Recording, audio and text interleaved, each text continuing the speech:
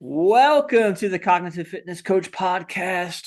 Thank you again for pushing play. This is where we explore the science, the practice, and soul of human performance, emotional resilience, and well being.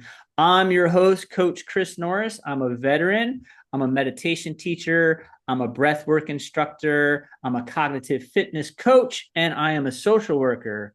Today's guest is someone I met at TEDx in Chiang Mai, Thailand, and I've been looking forward to sharing her voice with you ever since. This is Carlot de Bont, and she is a certified neuro emotional integration therapy practitioner, a Reiki practitioner, and is trained in Asian bioenergetic therapies, which includes foundations of traditional Chinese medicine, meridian and acupoint systems, and lifestyle practices support the body's innate healing. If you've been feeling disconnected, emotionally overwhelmed, or unsure how to bridge the gap between what you know and what you feel, this conversation is for you. So let's dive in. Carlot, how are you doing? I'm doing really good. Bit excited, very excited. Bit nervous, as this will be the first time I'm invited to a podcast. Amazing. Yeah. So I'm Yes. excited as well.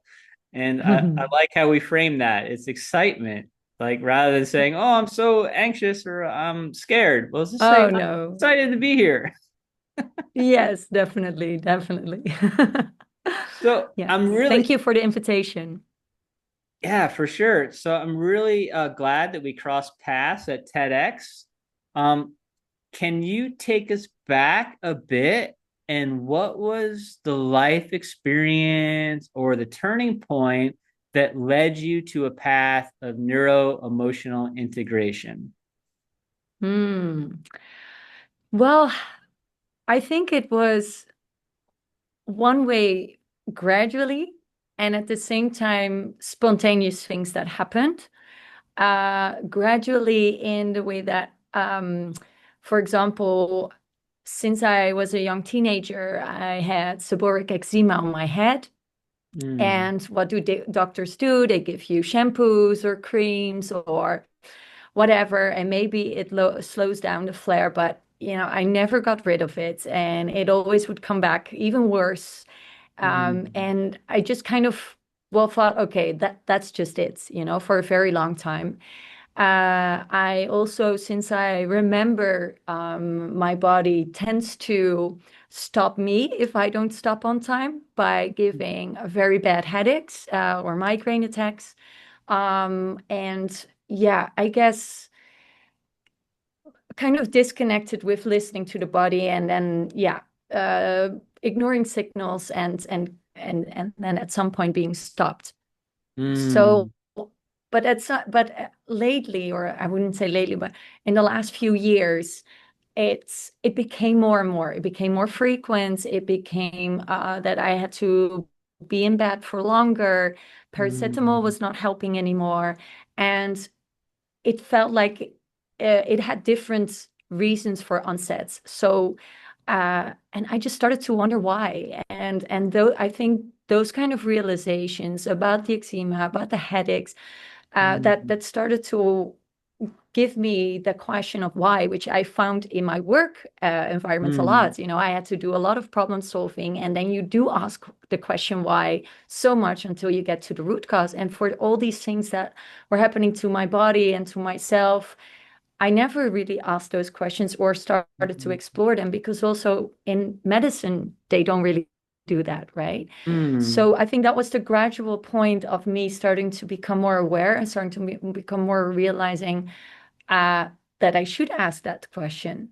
mm. Why is my body reacting the way it does? And Yeah. what is it trying to tell me? And it Mm, was not just the physical side, but especially also on the emotional level, that I started to notice how I could react in certain situations out of proportion. So why mm, would I be immediately so on top of something, or so frustrated, or mhm, feeling mhm. so anxious about something, but the situation would not really need that. And Right. the same I saw happening with my daughters. I've got two beautiful girls, Mhm, and I started to see things like, the oldest one, she would sleep the whole night through, but then waking up in tears and in crying and frustration. And it would take us 10, 15 minutes to calm her down again and kind of bring her back. And Mm, I was just wondering, why is that? What's going on? That should not be how a child wakes up if everything is mm, fine. And and slowly more and more of those kind of things come up. And then what the spontaneous point was, I saw an advertisement for a webinar on emotional blocks and how oh, emotional blocks in the system then have an impact on you physically, emotionally, mentally. And I saw that the girl who was hosting that webinar was someone I met before at university. And so I thought, oh, I'll just sign up. I want to see what she does. No idea what she did. And I just thought I'd do this for her and mhm. see. And the moment she took off, it all made sense to me. It all landed. It all was so clear. And it gave me a revelation, but at the same time, a kind of coming home like, Yeah, yes, of course.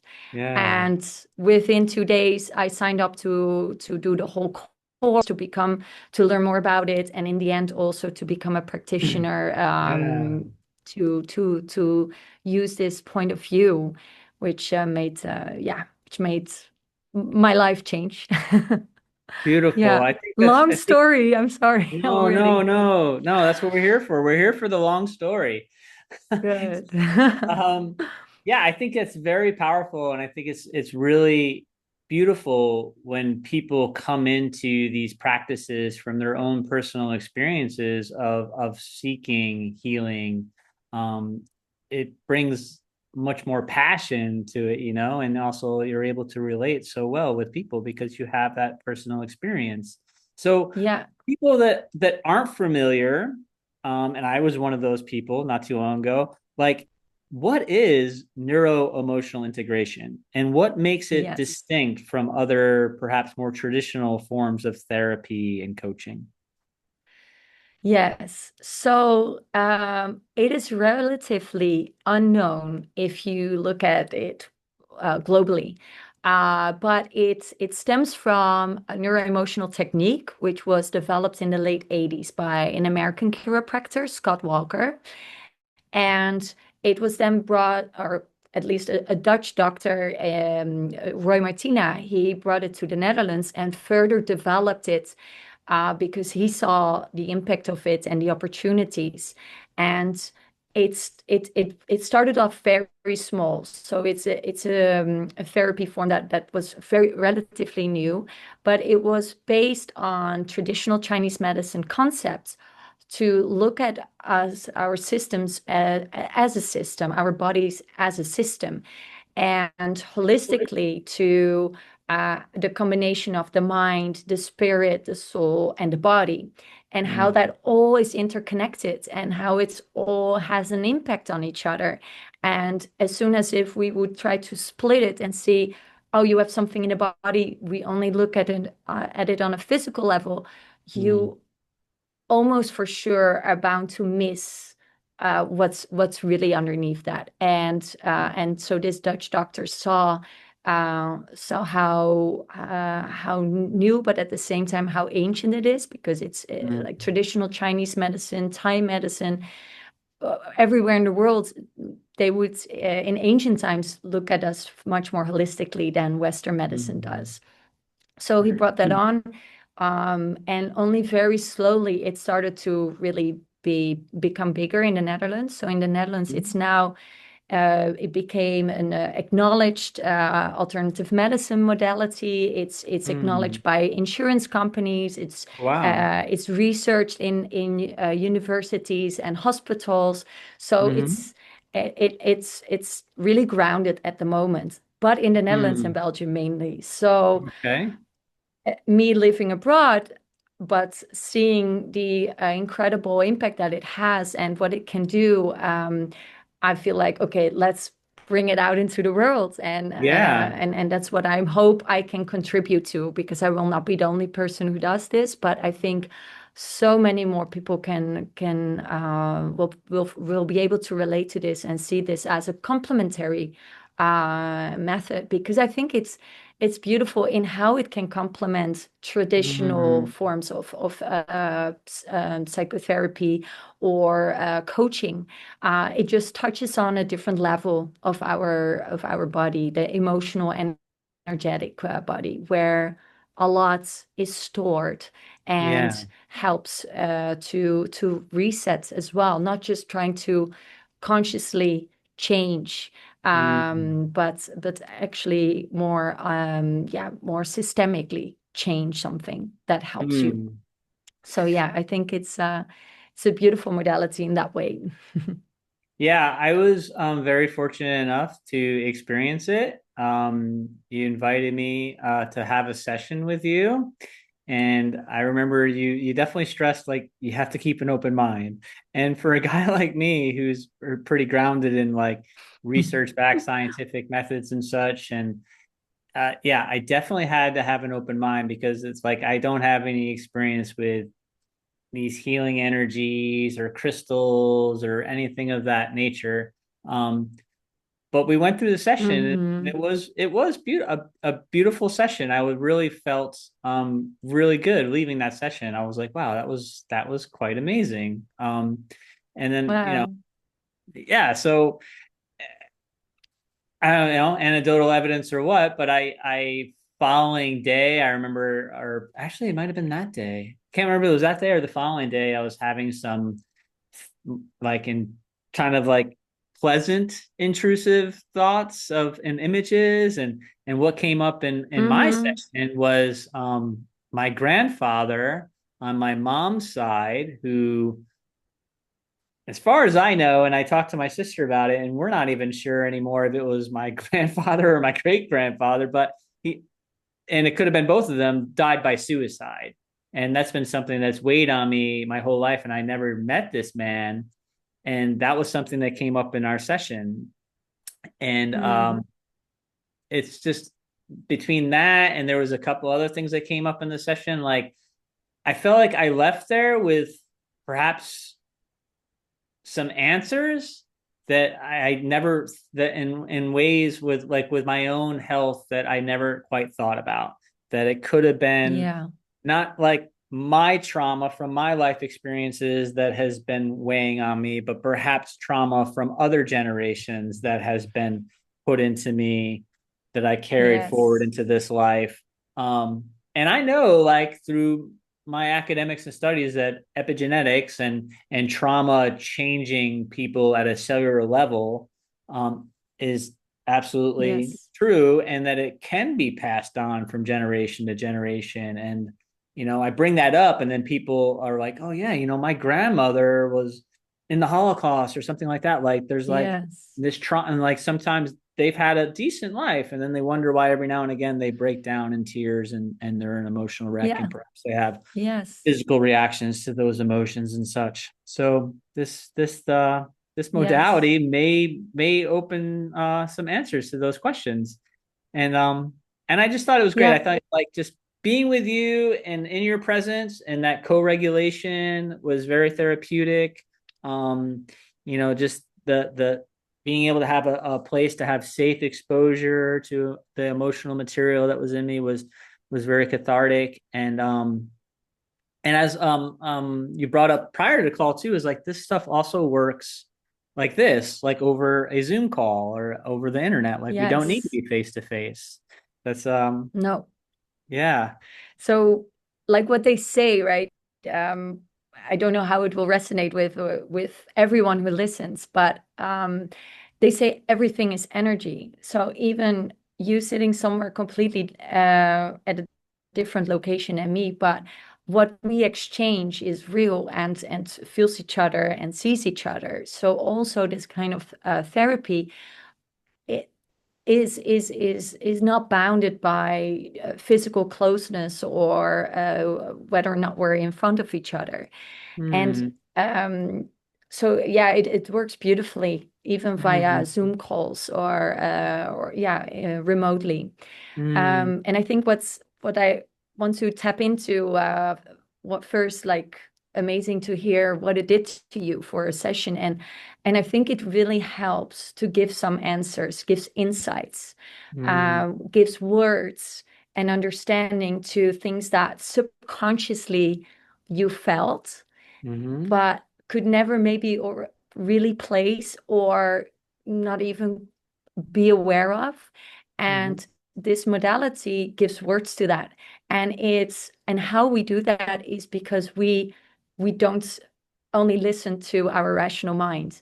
We actually tap into the subconscious mind, like your really Right. smart computer that has a library of everything that you experienced, that you felt, all the impressions around you that at that moment you could not consciously take in. But it is has stored, and therefore when we tap into that, which is like 95% of our full capacity is subconscious, if we tap into that, we are able to via questions and via certain protocols really find when and where something happened to you or even to your older ancestors that had such an impact that it got imprinted in your body on a cellular level. And that's exactly indeed what epigenetics is finding, and neuroscience. Uh, the imprints of that energy, of that experience, no matter how big or small, has an effect.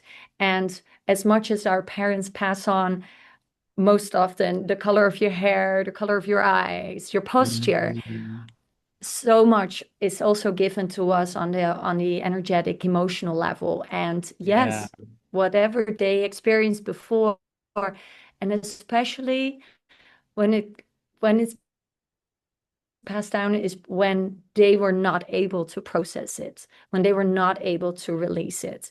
That is kind of the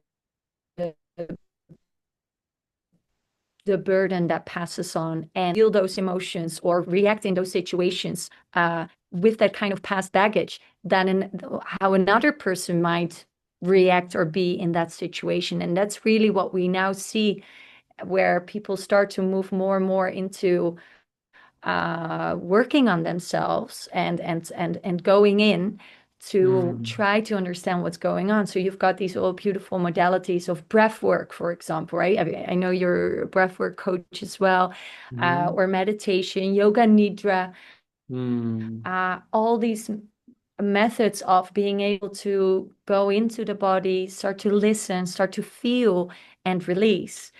And how NEI, I think, is beautifully complementary is that it can go to that same, if not even deeper level, and give words to what it is that you're releasing. And therefore, I think what you were describing, it brings somehow some compassion to where you're coming from, where your parents are coming from, where you are coming from, and it helps to then also close and release that and move on from it. So yeah, I think that is what NEI is really strong for, and why I really love giving sessions with the NEI therapy. Yeah, I think you talked about it. I saw it in it, and you talked about it like passing on legacy. Like, what is your legacy going to be to your children? And as it's Yes. not just the color of my eyes and the color of my hair, they'll take on Yeah. whatever difficult emotions I can't process in this life as well. So Yes. that's why for me, it's like, yeah, I want to be happy, joyous, and free, but I also don't want to hurt the ones around me that didn't wound me. As the Yeah. saying goes, like if I don't heal from what hurt me, I'll bleed on the ones that didn't cut me, type of thing. Have you ever heard that saying? So I'm trying not Wow. to I never forget. heard that one. No, strong. Yeah. Yeah, it's strong, right? It's a little disturbing too. So, but maybe that's what I need sometimes, is to be shook up and get back onto the train of Yeah. good health and healing. Yeah. But there seems to be a wave of interest nowadays in energy work and nervous system work and somatics and emotional regulation. So, from Yes. your perspective, what do you think is driving this collective shift towards this type of work? Um, well, I think it's definitely multiple factors.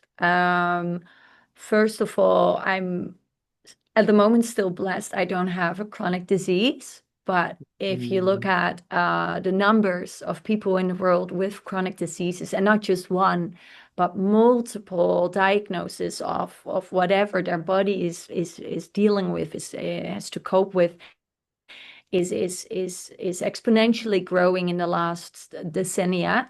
And I think Western medicine is just finding itself at a point can't where they can't help everyone anymore, mm, because it's not always looking for the real root cause, and it's very much aiming on treating symptoms, yeah. helping to get away of certain pains, getting off from certain feelings and reactions of the body.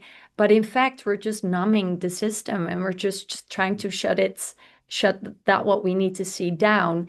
And our bodies are just not letting us do that anymore. I think more and more we come to an understanding that our body is actually so incredibly capable of telling us something is off, and Mm, it's starting to shout. We have ignored a lot of signals, we've ignored a lot of whispers, and if mm, we don't listen, it just keeps on knocking on the door. And I think that's at the point where we are, and we're in that way also very blessed to live in this time, that there is space mm, to work on that, right? And to look at it from a more holistic point of view, with all these new growing modalities that really go back to where the ancient medicines come from.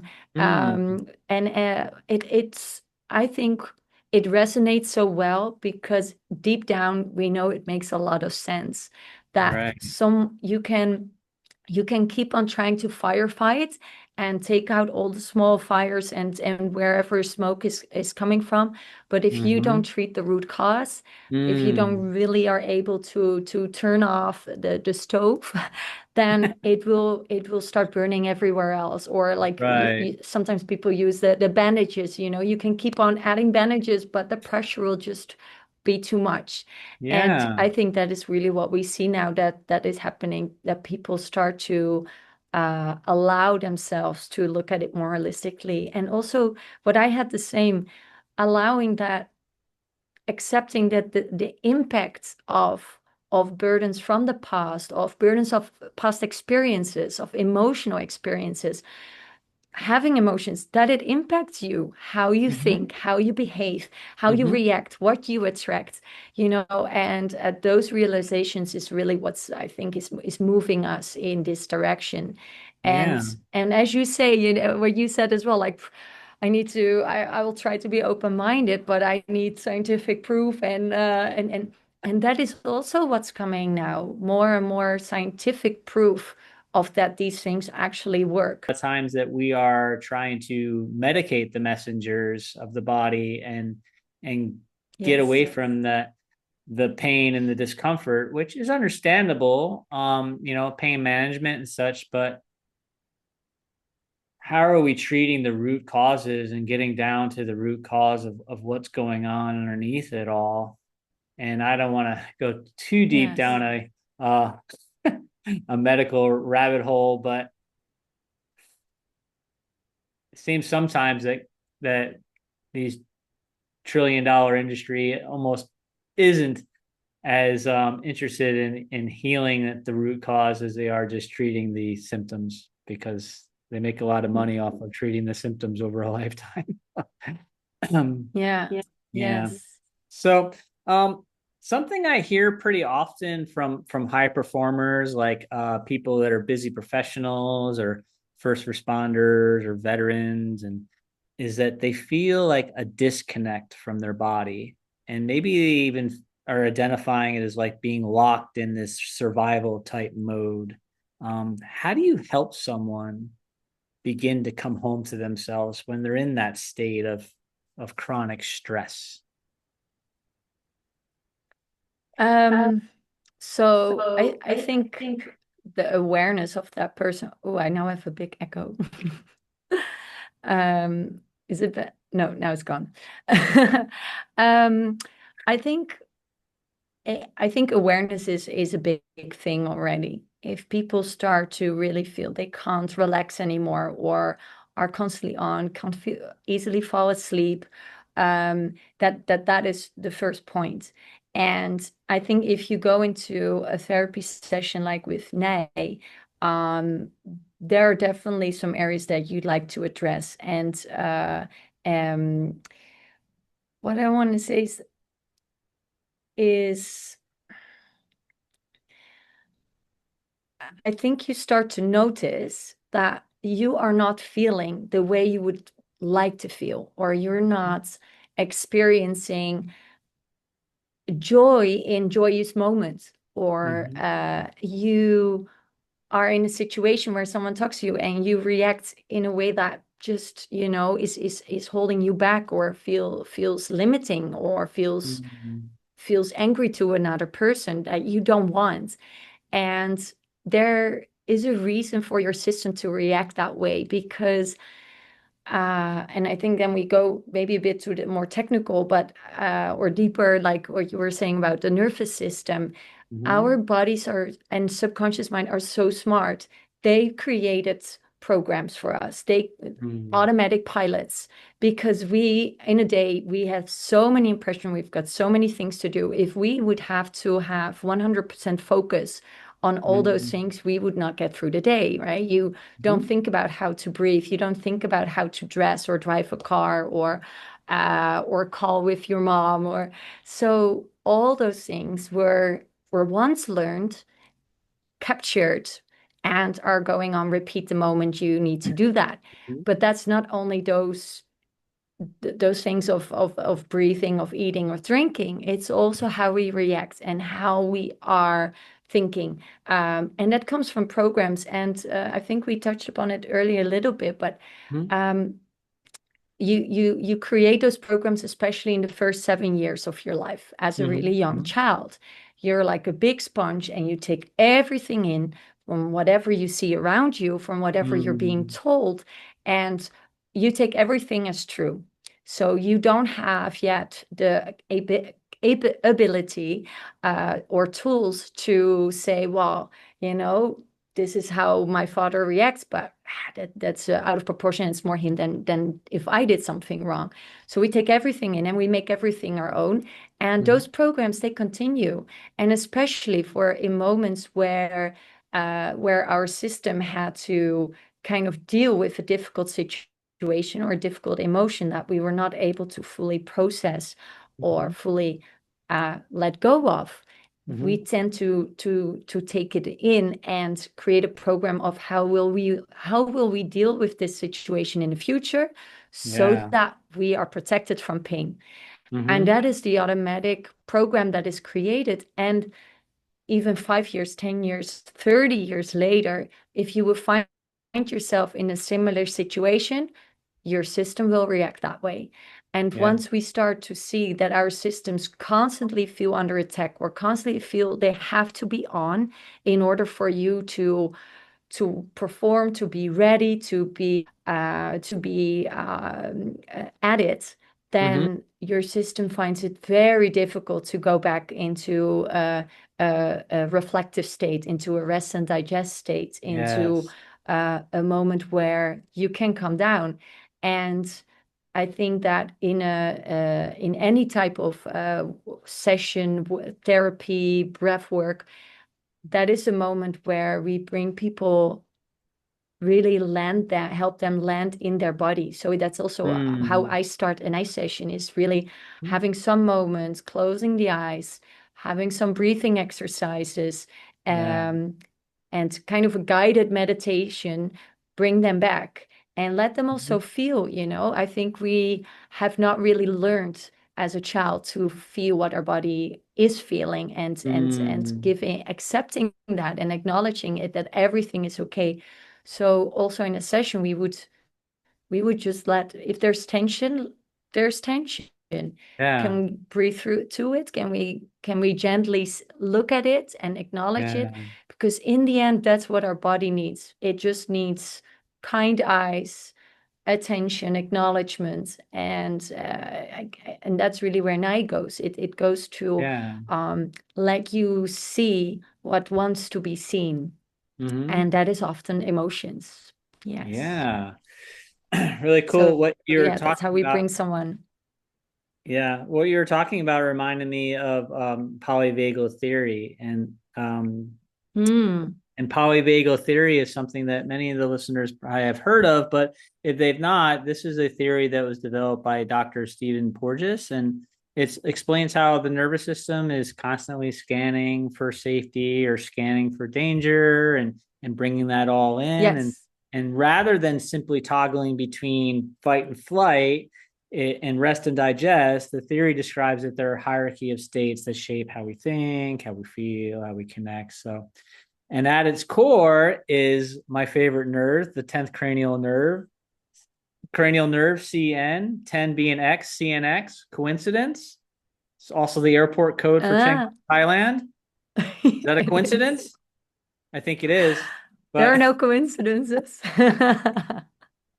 so that's the vagus nerve. And this is a major nerve that runs from our brainstem all through our body and influences our heart rate, digestion, breathing, even our facial expressions. And voice tone is influenced Hmm. by the vagus nerve, excuse me. And so it reminds me of the states of like ventral vagal when we're safe, when we're social, and then there's a state of sympathetic state, the fight and flight, and then there's a state of this dorsal state, right, where we're shut down and we freeze and we collapse. And I speak Mm. from experience. I know Mm. I probably lived the better part of a decade in a sympathetic state.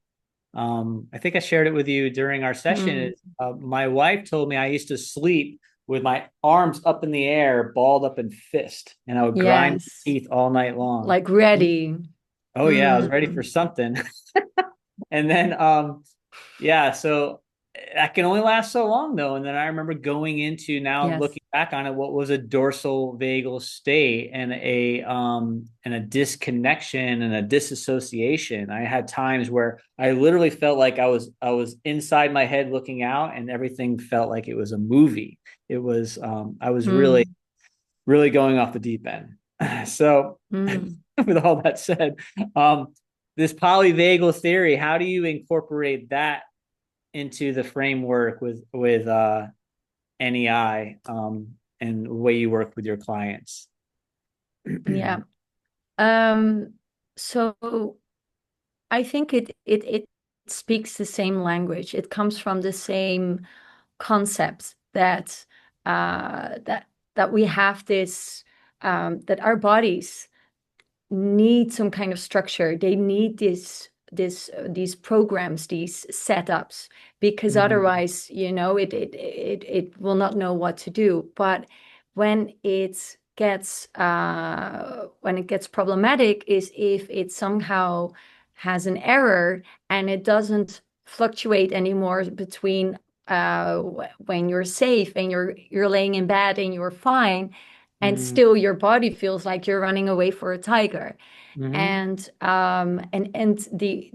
I think that we, with all these different therapies and modalities that are starting to be found and researched, we see how important it is that if that is the situation of your nerve system in an error, that it's often because something really big, something traumatic happened, and your body does not know any other way anymore than to stay in that state to protect you, right? mm-hmm, Where when I talk about the subconscious mind, it's the only job it feels it has is protecting you from mm-hmm, experiencing again certain pain.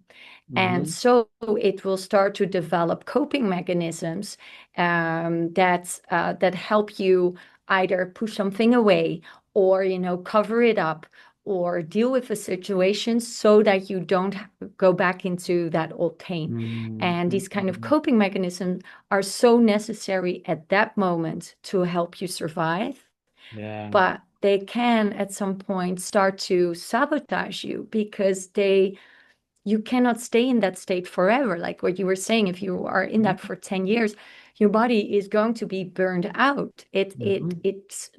It's not possible for it to be 100% of the time in that active state.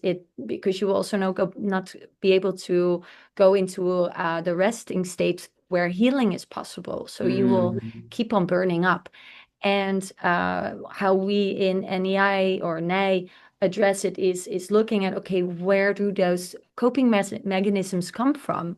Why did you have to develop these? Why? What's underneath that? And I think with the polyvagal theory, you kind of can assess the current state. You can diagnose, and you can see, and you can start to help bring your system back into the parasympathetic state. Yeah. But NEI then helps you to understand the root cause. Where is it really coming from? Why something can happen and you go straight back in. And I think that's also how it's beautifully complementary if you do all these other practices as well. Again, if we're solving the root cause, your system doesn't have to go back into that active state all the time anymore as an automatic reaction to that situation. And being able to go back to that root cause and help release it there, and in a more calming, resting, maturing state that you are, suddenly you're able to tell your system much better, okay, we're actually fine, we're actually safe. If a situation happens, now I do have the tools, I do have a choice of how to respond instead of only react. Because Chris, you're probably 45 or something. I don't know how old you are, but aim low. Good move. Aim low. Chris of today, the Chris of today will make different decisions of how to respond than the Chris of 4 or 5 years old. It's different. And when your body and your whole system can respond in today mode, then it will be much more helpful than the sabotaging way of how you had to deal with it when you were 5. And I think I don't know if I really answered the question, but so that's why I think it comes to the same. Yeah, I think it's good. I what you said, I really love it, and it's also what's coming up for me is like I'm imagining that the causes of some of these disturbances, within us, these emotional disturbances, that maybe someone's at home is like, I don't feel right, but then they look through their history and they're like, but I've had a good life, like everything's been good. I was raised by great parents, that upbringing, so on and so forth. Is that what came up for me? Like in our session was like, well, it doesn't have to be yours. Like we don't this trauma. It doesn't have to be your trauma that you're dealing with. You could be carrying these baggages, so it's not always so obvious. Because when I was getting into recovery from my mental health challenges, I was like, I kind of felt like, what's wrong with me? Like I should be grateful. I had a decent life, I had a good upbringing, and so on and so forth. And like, why am I having all these challenges? Like, what's wrong with me? So I think it's a really cool modality to look at that, and you have to, like I said, though, is you have to come into it with an open mind. That's for sure. You have to come into it with an open mind. But yeah, and then when you do, it's good. But like, for example, even if you had a really good upbringing and you had a lot of friends at school and you were able to make choices, there are also experiences of, sometimes feeling lonely, or someone who as a friend had to leave you because they moved states or countries, and somehow even those emotions, no matter how small, if those were difficult to process, if they were difficult to deal with, they already get stuck in your system. And then if you have kind of this dormant yeah, I don't want to call it baggage because it sounds so negative, but yeah, whatever was passed on to you because that happened in the past, Mm-hmm. and it resonates with what you felt at that time, it can be quickly much more bigger. We call that also Mm-hmm. in NEI therapy a trigger point. Okay. It just cl- how to say that, Compounds. it attaches. Okay. Yeah, it compounds, it accumulates, it sums up, and then suddenly it can have an effect on you, and you feel like, I never felt like this before. Why suddenly this is such a big topic in my life? Mm-hmm. And for example, even birth is what we call a traumatic experience, because you are a baby, very safely, warm, in the womb of your mom. You feel so connected. A baby at that stage doesn't see itself as independent or alone. It's part of the mom. And the fact that the birthing experience is it takes long. It's a heavy Mm-hmm. road. You come out, you're separated, there's light, there's cold, there's so much going on. That is already a traumatic experience. And then Mm-hmm. it could even be a beautiful birth with a mom completely in her zone in a bath. But for the baby, it was impactful. And then you have all the other ways of birth, like C-section, for example, even Mm-hmm. though in a hospital and everything was safe and well, has a lot of impacts because the baby might have felt, I'm not ready yet. Or why don't I get the opportunity to make my own choices? And Mm-hmm. I can understand this sounds weird, like a baby who would think that, but you really see with babies that were for who the birth was somehow intervened by, that they have some traits, some personalities, some aspects that you can see across the board, like Okay. not feeling they can make their own decisions, or like Mm-hmm. emotions that are then found in sessions are uh, or why do I get angry as soon as someone tries to help me, or I Yeah. don't want to ask for help because I Mm-hmm. want to prove myself. Yeah. So it Yeah. can go all different ways, but it comes from somewhere, and it can be fine if you're a Mm-hmm. person who doesn't like to ask for help. You can live a very happy life. But Yeah. at a moment where you find yourself in a situation, you better ask for some help. Mm. Suddenly, your whole system holds you back. And that Yeah. is when it starts to sabotage, when it starts to limit you, when it starts to be difficult, and Mm. where the scale of asking for help and accepting help and being okay with that suddenly would be very nice. Yeah. And that is exactly where we could go back. So there's, even if you had the perfect life, at some point things might not work for you anymore, and that is Mm. then when an emotional block could be the reason for. And Mm-hmm. so it can be very small, it can be very there are people with a lot of traumas, and Mm-hmm. then they would say, where to start? Oh my God. Mm-hmm. and and then we would base it on priority, like what's Mm-hmm. we ask your body. So it's not my my opinion as a practitioner, it's not even your rational mind that decides what are we going Yeah. to work on, or Mm-hmm. I think it comes from this what happened 10 years ago, or I think this comes from what happened in my teenage years. But that's our mind making a story, but we're Yeah. talking to your subconscious mind, and that will tell us what you need right now is Mm. this, and that's what we're working on. So yeah, I sorry, oh my God, it's such a No, long no, no. answer. No, I love it. No, these, I hope I'm clear. There's so yeah. much to share. This is the place where I mute and I let the guests talk because Oh, you were muted. yeah, yeah, yeah. We're here to hear you. They hear enough out of me, I'm sure. So but I wanted to talk to you is like you say, hey, we want to get answers from the body, and we ask the questions and such, and we're trying to figure out what's going on in there, and we're asking what is the priority. And Yes.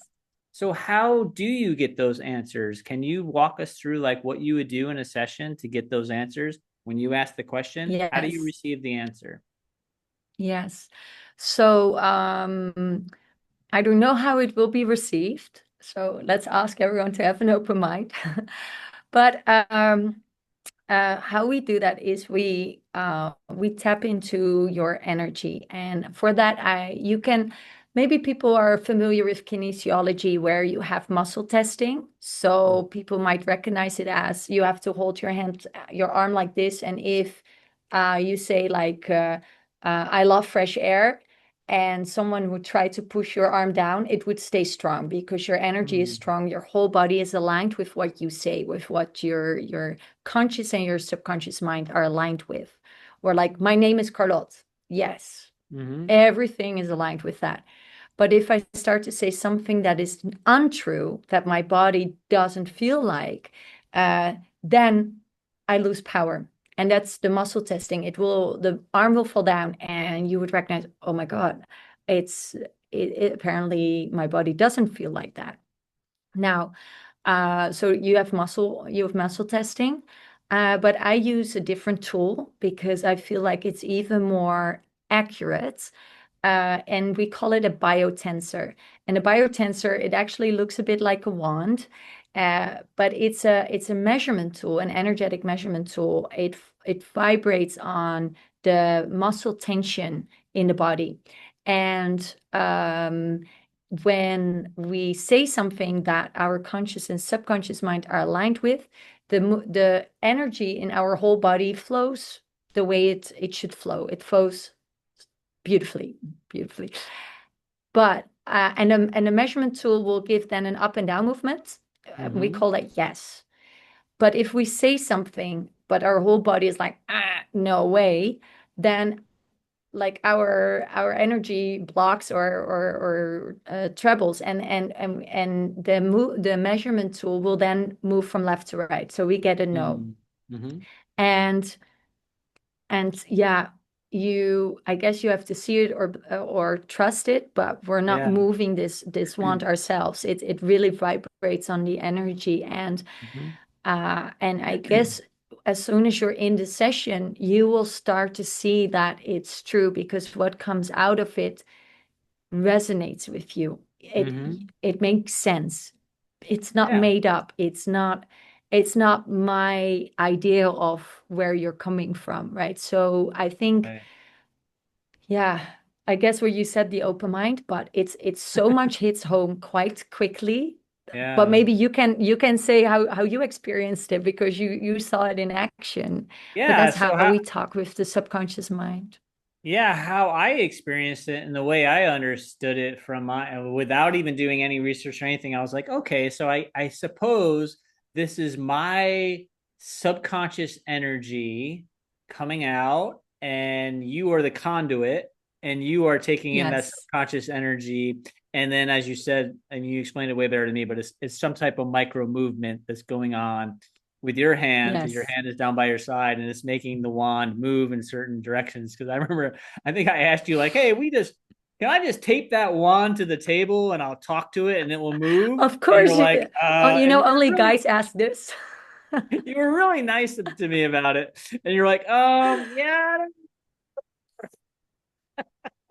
I've not even tried The it, guy would, That's so a guy funny. would say, hey, can we tape it to the table and then we'll play the news and we'll see whether or not the newscasters are telling the truth based on the movement of the wand. Yes. But then you're like, no, And I I'm also conduit. I cannot check in with everyone, Mm, you need to give access. You need the intention to share. You need the intention to look because mm, um otherwise I will not receive it. I cannot just check in with everyone and mm, make them do things, mm-hmm. So it's um in a way, yeah, I guess there's some ethical guidelines, Sure. but yeah, it's also, yeah, if you don't want it, I will not reach you. I will not get it. So it's Right.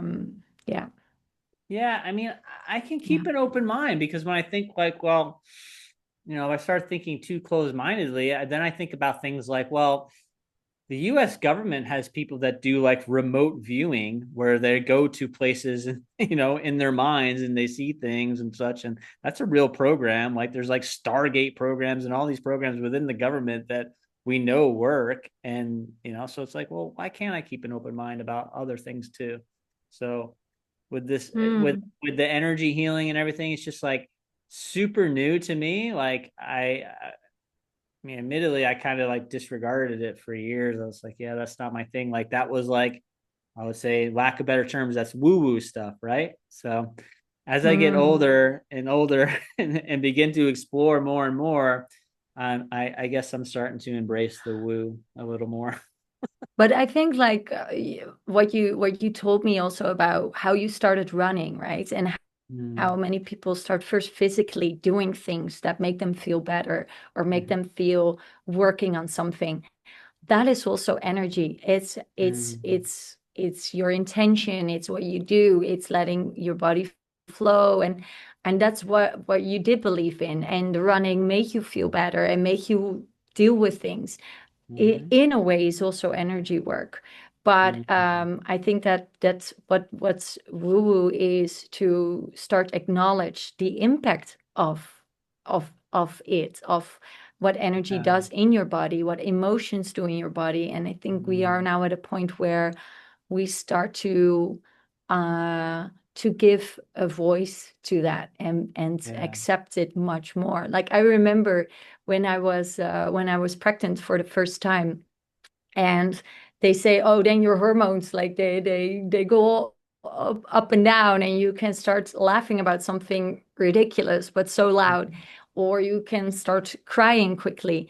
And but then suddenly then it was okay, to be emotionally like that, or to Right. it was an excuse almost, like, oh yeah, your hormones are all over the place, then you're allowed to be like that. And I started to feel, yeah, but also without before, when I was not yet pregnant, I could laugh like that, or cry like that, or feel something Mhm. very personal, or be very very hurt by something, Yeah. and it has the same effect, but then suddenly, yeah, don't be so emotional.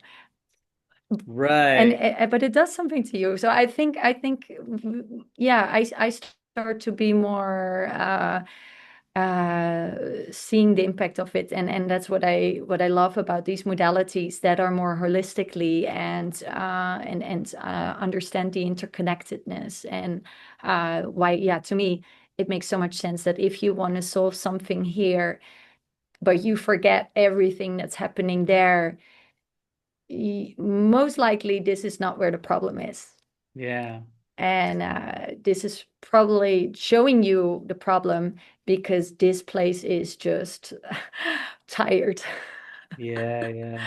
Yeah, I love it. yeah, So yeah, I'm glad that the conversations that I'm involved in, and nowadays we're hearing more and more about emotions and emotional regulation and emotional intelligence. Because I don't know what it was like when you were growing up, but that was just something that we didn't talk about. And you said it too, is like, oh, exactly. don't be so emotional. Like emotions were like branded as like it's a weakness or something to have these emotions, and like Yeah, wipe those yeah. tears, We don't know or what to do with it, or right, there's don't some emotions we express don't them, even know what to do with, right? Like Yeah, grief. Like people are more would be more willing to express anger than to express grief. When someone well, it's expresses grief easier. and they start to cry and they say, oh, I'm sorry, and they wipe their tears, and the people that are like, oh, I don't know what to do with this grief, like I don't know what to do, like they would be more comfortable Yeah, with someone having road rage and freaking out. I'd be like, oh yeah, I can relate to that guy, yeah, yeah. so No, yeah. definitely. Yeah. Yeah. Yeah, and I think that's also where what I really see is if emotions that were felt but in a way suppressed or Mm, ignored, like they're not there, or rationalized, is also right. what happens a lot, right? Oh, but it's not that bad. The other people have it much worse, or uh, Mhm. look at me. I don't deserve to feel like this because I, you know, uh, I don't have a bad life. Right, right, But right. the fact that you do feel like that is and you don't acknowledge it, you don't express it, you don't feel it, Mm, that is putting that energy in your system, that is right. making this emotional block. And sometimes we do that because we're not able to do it any different way when we're Mm, young, hmm. and much younger, Right. and it's when we start to push it down. Yeah. Like some people don't even have good memory of certain times or periods in their life anymore. Hmm. Their whole system blacks it out, Right, keeps the door closed. right. And As a the protective measure. only is a protective measure, yes, because it was painful, Mhm. and we don't go back there, Right. your whole system will try to avoid it going there. And Yeah. that's where I think also, if you do go back to that room, if you do open up that door, there are different ways, and you can do it on your own. But if you feel more safe, and then there are all these different modalities that give more guidance and supports, Yeah. like neuro emotional integration therapy. Yeah, Yeah. because you don't Yeah. have to do it alone. And Mm. Yeah, I feel like with the mm, emotions, like either we express them or we suppress them. And then when we do suppress them, they still get expressed, right? They just get expressed in ways that are pretty unhealthy and look perhaps in ways of like yep, anger, tension, or I can't sleep, or I got a headache, yes, got the skin condition, yes, or I'm on edge. So they do get expressed, but perhaps not in the best ways. So, and um, not yet solved then, right? That's the yeah, thing. yeah, They're but not yet healed, or they're not yet acknowledged. They just are knocking on a door. yeah. So let's say for someone that's listening right now and is like, well, how do I express emotions? Do you have any practical Mm, tips of like, how do I express the emotions that I'm dealing with right here and right now? Because I probably need to learn how to yeah. regulate my current day stuff. And then we can go back at some point. Perhaps Yeah. perhaps we'll be able to access those wounded and vulnerable parts from when I was 7, 8 years old. But maybe right now, I just like, how do I deal with the emotions that are coming up right now? Do you have any tips for Yeah. that?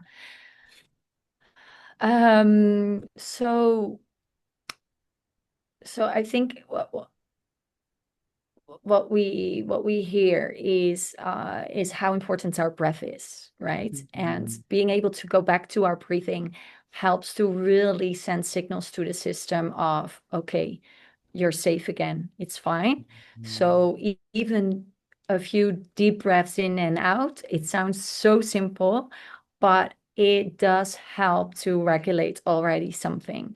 And Mm-hmm. then what we also have to advise, because when in our sessions we are going back to some certain emotions, and I just want to stress or emphasize that it's not like hypnosis where you have to relive the situation over and over again, or have to relive that emotion. We find it in words. We find the moment that it happened, and if or to what relation it was, and then via some kind of a meditative protocol, we help the body release it. And how we do that is by we address the emotion, we acknowledge it, we Mm-hmm. we feel it, like we are able to know where in the body it got stuck, and we help energetically to release that energy. Now, releasing as in meaning, okay, the wherever it got stuck, it's it is now able to let go. Your body is able to let go, and there's the grip is loose.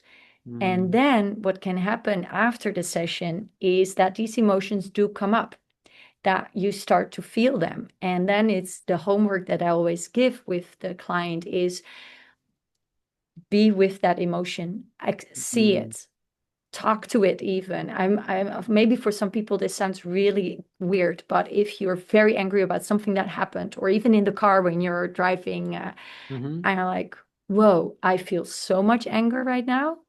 And I feel my body fully tense. My eyes are like this. I could like give a punch if someone would be in front of me.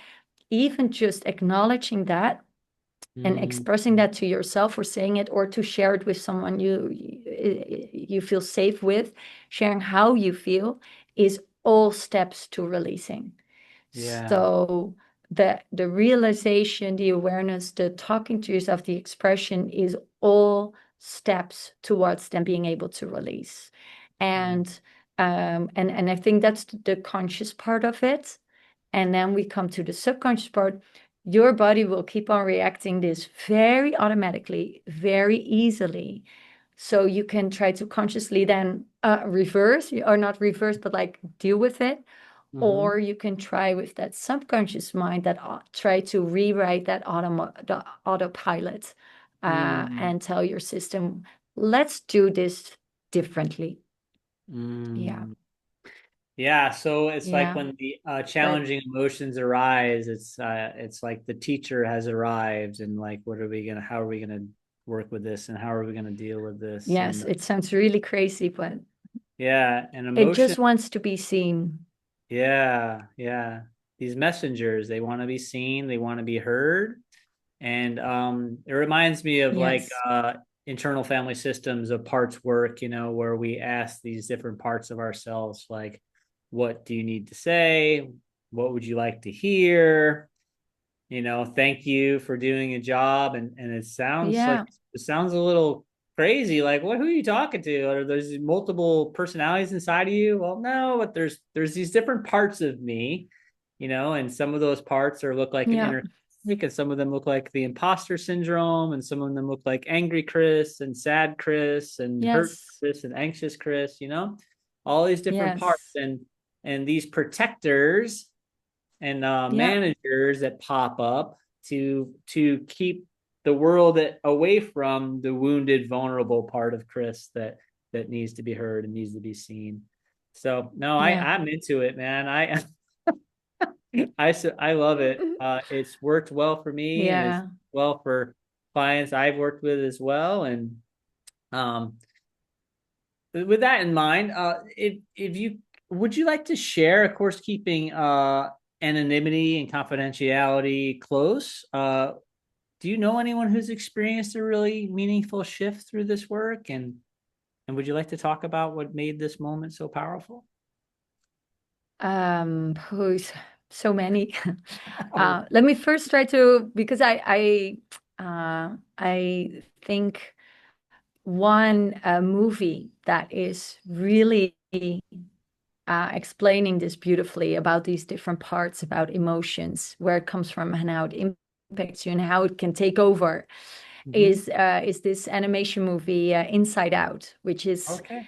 I don't know, it's released as a children movie, but I think it's done so beautifully in explaining, yeah, what it can really look like inside of you, and how these different parts, if they are not seen, if they're being shoved down or neglected, how they can really start to, yeah, take over at some point, or create a bigger hole than you could imagine. Mm, And the only thing that they all these, yeah, these figures want is to be seen and acknowledged and have their share, because in the end, that's how the sum grows. So mm, yeah, if someone has not seen that movie, then I really recommend it. Yeah, it taps completely into this story of yours.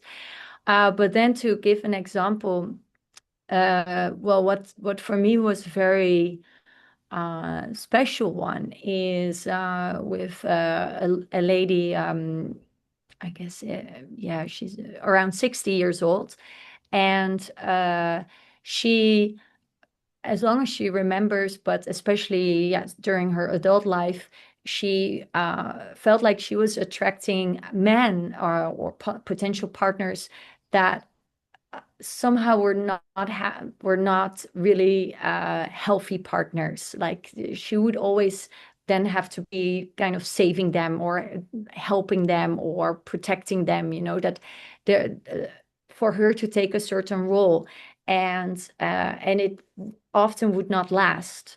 And at the same time, she also felt that as soon as they would actually start to be better and or share their love to her and want to show their affection and kindness and love, she could not receive that. It came too close, and yeah. So, and she always fought for her that happens during her marriage, which unfortunately did not last, and it was a difficult divorce. And for now, what she wished for herself was, I wanna I wanna feel the energy and send out the energy to attract like-minded and like-kinded men, Mhm. and feel strong in that, and also be able to then receive. And Mm. what we found was that, which I had not known about her before, but what was found is that in her early 20s, she apparently had an abortion, Oh. uh, from a relationship that was also not healthy, and well, she had to make a decision, which is of course a very difficult and painful decision. Um, and subconsciously, she told herself, I'm not deserving love anymore because I took Mm. away love. I took away Mhm. life, and I made a decision of that is so bad. It's all these, yeah, what she was telling herself, that subconsciously she would not be able to accept love anymore. And Mm. she had no idea that that moment uh, would have that effect. It is a very significant moment in her life, and she could think back about it, but how it rippled and how it made her subconsciously keep all love outside, and had a huge impact. And Mm. realizing that suddenly also showed her, it was not really me that could not receive it. It was not really the men who were not able to give it, but it was just, yeah, this pain that Mm. made my system react the way it did. And by going back, or not really going back, but by able to release that Mm. energy again, and to help her system be free of that, and open again to receive and to also accept, yeah, Mm. that made huge changes for her. Mm. And I think that's, what also our mind is just often not able to explain everything, or make up stories, Mm. but subconsciously, yeah, that is really what's how it can affect the rest of your life if you're not seeing it. Yeah. Yeah.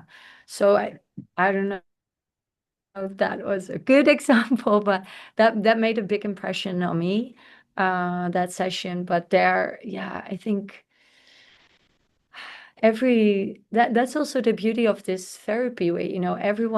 Everyone has their story. Everyone is so unique. Everyone Mm. has their impressions and their conditions and their beliefs, and is willing to look at whatever is holding them back right now, and uh, let's just give that a voice. Yeah, Yeah. that's and it can be anything. Yeah. Yeah. Cool. Great stuff. I think that's a great example. It's amazing. I love it. Okay. Yeah. So let's end with the billboard question. The billboard question Oh for my God. Carlot. Please No pressure. repeat it. It's 1 billion people are going to see this billboard of yours. And what is it going to say? It can be a quote from you. It can be a quote from someone else. It can be a picture. It's your billboard. 1 billion people will see it. What's it going to have on it? Oh my God. Ah well, what comes to mind is something uh, like yeah, maybe even the 5 element model, the I want to reach this notion of holistic view Mm, of a full perspective, and that to give respect to all areas of yourself and to all influences, and that, yeah, that there is room to explore also all those areas, and especially that, I don't know if this is good, but yeah, I would really wish, and that's also why I do this work and why I hope to reach a lot of people and help them, is to give them a tool to start exploring, to start healing, to mm, start in a way that that helps them forward, and not by suppressing things or taking away the symptom, but really to see the signal, the message. mm. Yeah, I have no idea if that's gonna be the right billboard for 1 billion people to start, yeah, work It's on yeah. it, but that came to No, it's mind. that's good. It's your billboard. There's no wrong or right answers there. Yeah. So thank you for that. So where can people learn more about you and your work? Where can people connect with you? Yeah. So the funny thing actually is that so I started quite recently, I think beginning of this year, an Instagram account Mm-hmm. to really reach people in English, because this, as I said before, this modality is so Dutch that there's hardly any information about it in English. So I Mm, created the Instagram. I have a website with more information on it in English. And the cool thing is that I even met someone already that was shared my Instagram with by someone else who said, yeah, I tried to look for it in English and the only information I got was this. So have a look. And then this nice. lady received my Instagram and she's like, hey, I know this girl, I Oh, met her. perfect. But so yeah, I guess that's where they can find me. Yeah, maybe we can share I will. the I'll put it words. in the Yeah. show notes, but for anyone who's listening right now, what's the name of your Instagram page?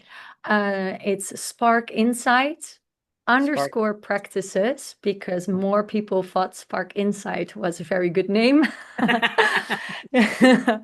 But yeah, it's I think it really resonated with me with that with this modality. I hope to spark even the smallest insight or idea, and then which will roll into a journey and of discovery, of healing, and because I do different modalities, and NEI is the main one, but practices came behind it. So yeah, and my Mm. website is called sparkinsight.life.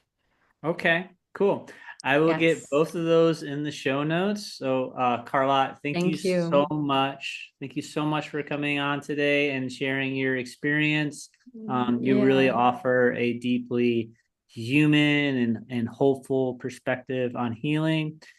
So, for those that are listening, if this conversation has stirred something in you, maybe take a moment to pause, take a few breaths, maybe journal about what part of you wants attention right now. And if you find Mm. this podcast to be helpful, maybe you could share it with someone you think might need it. And until next time, let's just keep showing up. Let's stay curious and let's take care of our inner world. This is cognitive fitness coach Chris Norris. Peace and be well. All right.